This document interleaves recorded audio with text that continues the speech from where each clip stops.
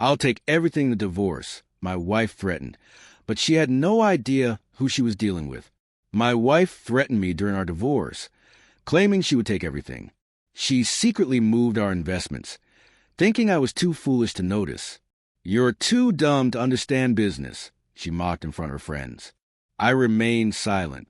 48 hours later, her lawyer was desperately trying to contact me. My wife and I have been married for 8 years, but last month, she told me she needed space and that our marriage no longer fulfilled her.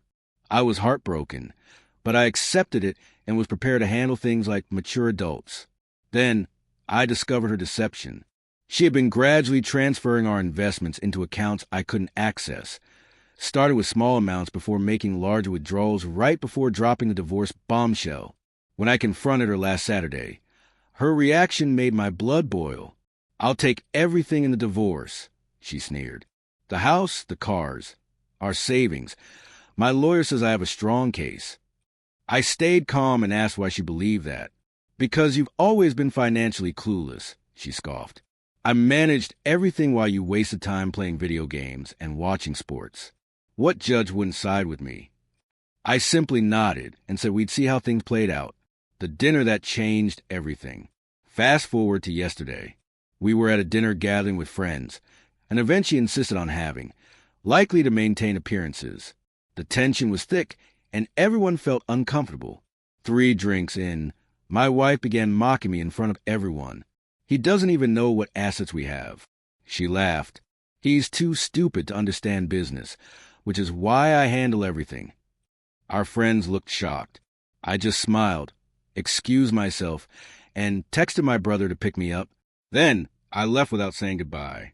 What my wife didn't know was that before we got married, I worked in financial forensics for 5 years. I literally specialized in tracking hidden assets in high-profile divorce cases before transitioning into software development. I never talked much about my previous career because it wasn't relevant to our daily life. For the past 2 weeks, I have been gathering evidence, documenting every account, every transfer, and every conversation. I even hired my former boss, one of the top divorce attorneys in the state, to represent me. I had screenshots of her moving money, recorded her admitting to it, and even traced the offshore accounts she assumed I'd never find. The moment, everything crumbled for her. This morning, her lawyer urgently called mine, requesting an emergency meeting. Apparently, they had just discovered my work history and realized what they were up against.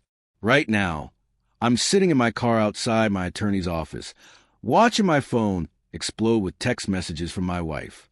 The most recent one reads, "We need to talk ASAP. I think there's been a misunderstanding." No, there was no misunderstanding. She had shown me exactly who she was, and I believed her. Now, she's about to learn that sometimes the stupid spouse isn't so stupid after all. The meeting that sealed her fate. Update. Holy crap, I didn't expect my post to blow up overnight. Thank you for all the support. To answer common questions. Yes, I have secured backups of all evidence in multiple locations. No, I'm not trying to take everything, just what's rightfully mine. Fortunately, we don't have kids. Now, on to the meeting. The past 48 hours have been absolute chaos, but I promise an update. Here it is. I arrived early and waited in my attorney's office. My wife and her lawyer showed up right on time. Her eyes red, but her posture defiant, as always. My attorney wasted no time. He laid out our findings, detailed records of every account she opened or transferred money to over the last 7 months, including 2 offshore accounts in Belize and the Cayman Islands. With each document he presented, I watched as the color drained from her face. "These transfers clearly show an attempt to hide marital assets," my attorney stated. "We also have multiple instances where your client openly mocked my client's financial knowledge while secretly concealing these accounts." Her lawyer kept glancing nervously at the growing stack of evidence. "Perhaps we should discuss this privately with our clients," he suggested. "No need," I said. "I'm perfectly fine hearing everything." Finally, my wife spoke up. "This is absurd. I was just protecting our assets." She snapped. "Protecting them from whom?" My lawyer asked. That's when her attorney leaned in and whispered something to her. I watched his realization dawn on her face. They were screwed. Immediately, she switched tactics. "Baby, this is all just a big misunderstanding," she said, reaching for my hand. "I was just reorganizing things." I pulled my hand away. "The judge will find that particularly intriguing, especially with the recordings," I stated firmly. "What recordings?" her lawyer demanded, his tone sharp with suspicion. My attorney smirked. "My client possesses audio evidence of your client explicitly admitting to concealing assets, belittling him for being too dim-witted to uncover them, and outlining her scheme to seize everything in the divorce." Her lawyer's expression soured, as if he had swallowed something rancid. "We'll need to assess the legality of these recordings." "Single-party consent state." My attorney replied smoothly. "Completely admissible." The meeting concluded with her legal counsel requesting time to reevaluate their stance. As we exited the conference room, my wife clutched my arm in the corridor. "Why are you doing this?" she whispered, her voice laced with desperation. "You're supposed to be the nice one, the pushover." I merely held her gaze. "That was your first miscalculation. You never truly understood me at all." When I arrived home, it was evident she had been there. Clothes scattered, drawers emptied, a tantrum manifested in chaos. This morning, her attorney contacted mine yet again, urgently requesting a settlement discussion. It was obvious they were scrambling for damage control, particularly since my father-in-law is a well-known businessman in our community. The settlement offer they sent was almost laughable, offering me nothing beyond what I was already legally entitled to, as if it were a magnanimous concession. My lawyer promptly responded with a counteroffer, including full coverage of my legal expenses. Meanwhile, my wife has been spinning a sob story to our friends, painting me as vindictive and ruthless. 3 of them reached out, questioning the truth of the situation. When I played them the dinner recording, 2 immediately apologized for believing her lies. The third, her supposed best friend, hung up in stunned silence. The most unexpected call came from my father-in-law this evening. His voice was weary. "I raised her better than this," he admitted. "I don't know what she was thinking." "Neither do I, to be honest," I responded. "I never gave her a reason to believe I'd take advantage of her in a divorce. We could have handled this fairly and moved on. Today, I'm packing up my belongings and temporarily relocating to my brother's place. I don't trust her not to attempt something reckless while this unfolds. It's strange. I don't even feel anger anymore. Just exhaustion, disappointment. The woman I cherished for 8 years, she never really existed." Her latest text read, "You made your point. Let's end this before we destroy each other." Too late for that. She was the one who pulled the pin on this grenade. I'm just ensuring I don't get caught in the explosion. Update 2. It's been 2 weeks since my last update, and events have escalated faster than I anticipated. After our legal confrontation, my wife quickly realized that her plan to take me for everything had backfired catastrophically. So she pivoted to Plan B, reconciliation. I started receiving flower arrangements at work, handwritten letters professing remorse, and even an unexpected visit to my brother's house, where she stood crying on the doorstep. My brother, ever the steadfast protector, simply crossed his arms. "He's not available," he stated flatly, then shut the door in her face. The avalanche of texts that followed was relentless. "I can't believe you're being so heartless after 8 years. I deserve at least a conversation. You're acting like I committed some unforgivable crime." I didn't respond. I simply forwarded everything to my attorney. Meanwhile, the financial investigation kept uncovering deeper layers of deception. It turned out she'd been orchestrating this for nearly a year, meticulously transferring funds, setting up accounts, and even consulting financial advisors on how to safeguard assets from a spouse. One of those advisors, upon realizing the extent of her scheming, contacted my lawyer and provided documentation. Then, the real bombshell dropped 3 days ago. My attorney called with an update. Your wife's lawyer just withdrew from representing her. Apparently, she had lied to her own legal counsel about several accounts. When he unearthed the deception during settlement talks, he realized continuing to represent her would make him complicit in fraud. That revelation sent her into a full-blown meltdown. Last night, she showed up at my workplace, causing such a commotion that security had to escort her out. I withdrew my hand. "The judge will find that intriguing," my attorney remarked, "especially with the recordings." "What recordings?" her lawyer demanded, his tone sharp. My attorney smirked. "My client possesses audio evidence of yours explicitly admitting to concealing assets, ridiculing him for being too oblivious to uncover them, and outlining her entire scheme to seize everything in the divorce." Her attorney looked as if he'd swallowed something bitter. "We need to verify the legality of these recordings." Single-party consent state. My lawyer countered smoothly. Completely admissible. The meeting concluded with her attorney requesting time to reassess their stance. As we exited, my wife grabbed my arm in the hallway. "Why are you doing this? You're supposed to be the nice one, the pushover." I simply looked at her. "That was your first mistake. You never truly knew me." When I arrived home, I discovered she had been there. Clothes strewn across the floor, drawers emptied, a textbook tantrum. This morning, her attorney called again, requesting a settlement conference. Suddenly, they were eager to settle amicably. My lawyer believes they're in damage control mode, especially since her father is a well-known businessman in our community. The settlement proposal they submitted was absurd, essentially offering me what I was legally entitled to anyway, acting as if it were a grand concession. My attorney swiftly countered, demanding coverage for legal fees. Meanwhile, my wife has been portraying me as vindictive and heartless. 3 mutual friends reached out, asking for the truth. When I played the recording from our dinner, 2 immediately apologized for doubting me. The third, her supposed best friend, hung up on me.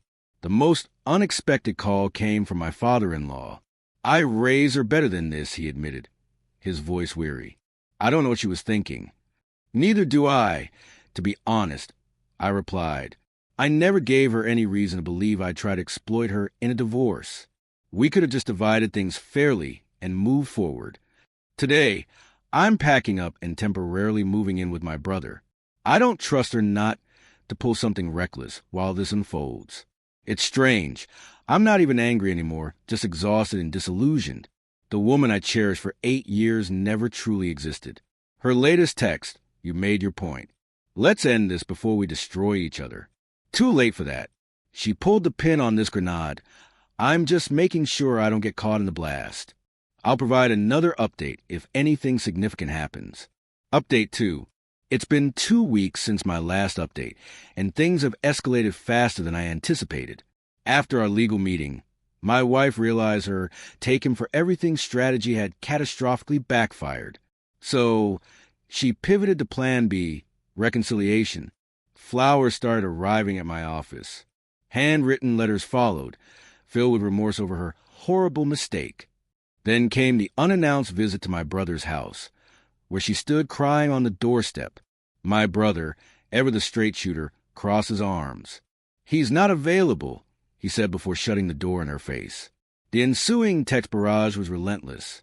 "I can't believe you're being so cold after 8 years.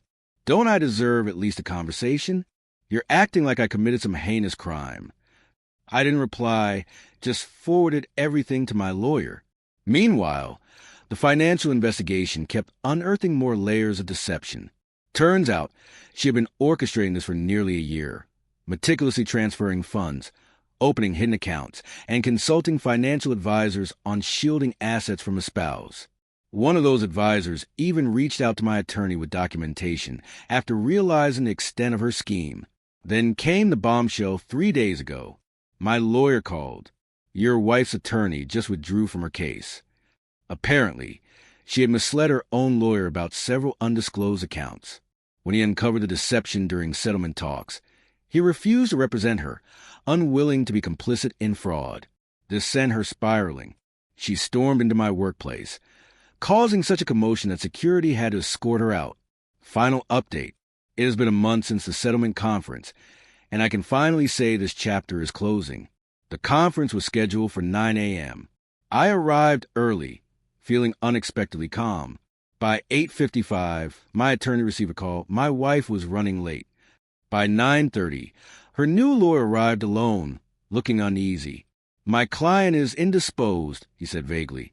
Later, we learned she had a complete meltdown that morning and refused to show up. The conference was rescheduled for the following week. Something changed during that time. Perhaps reality finally set in, or maybe her parents intervened. When we reconvened, my wife was different, subdued, almost shell-shocked. She barely spoke, only nodding as her attorney presented a revised settlement offer. The terms were more than fair.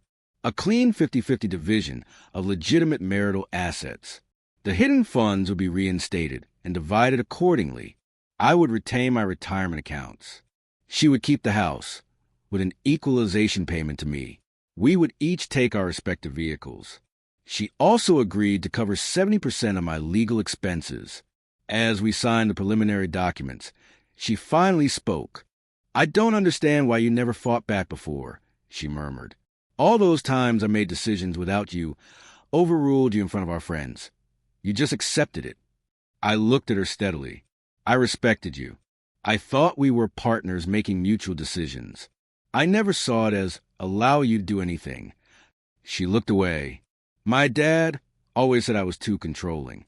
I thought he was just being sexist." "Sometimes it's not about gender," I replied.